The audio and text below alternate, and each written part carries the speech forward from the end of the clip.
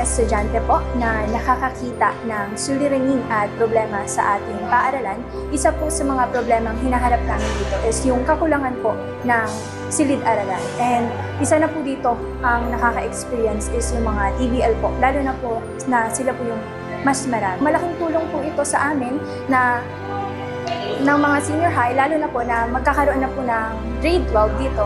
Lubos po kaming nagpapasalamat sa bagong silid-aralan na binigay sa amin ni Pangulong Bongbong Marcos Jr. at ng DepEd. At ito po yung parang sumisimbolo sa bagong pag-asa namin at magandang kinabukasan. Kaya po lubos po kami nagpapasalamat sa kanila. Masaya po kasi po malilesen po yung pag-aalala namin kasi po kami po ay incoming grade 12 na rin po. So, paano naman po yung magiging grade 11 po yung magiging kasunod namin? So, yung pagpatayo po ng bagong building ay napakalaking tulong po sa aming mga PDL.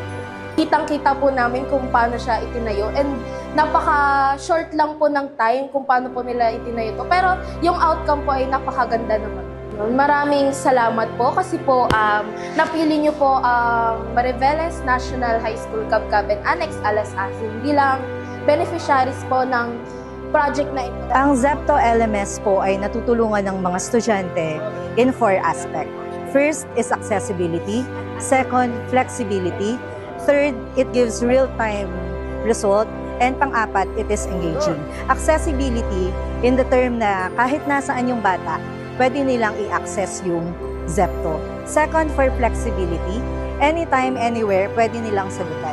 So, in cases of ADM or alternative delivery module or system, pwede gamitin itong Zepto.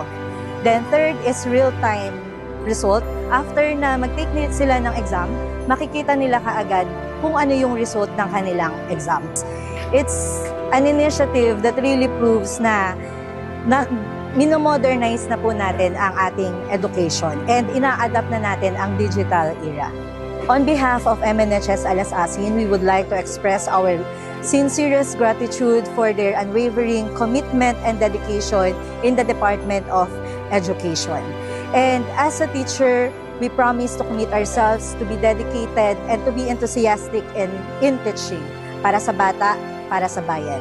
Yung tablet po, ano naman po siya, maganda po gamitin. Tapos po, nakakasudali po, natutulungan po kami nun. Kasi po, mas napapadali po yung pag-aaral namin. Kasi po, hindi naman po lahat ng estudyante po merong mga gamit na device na gano'n.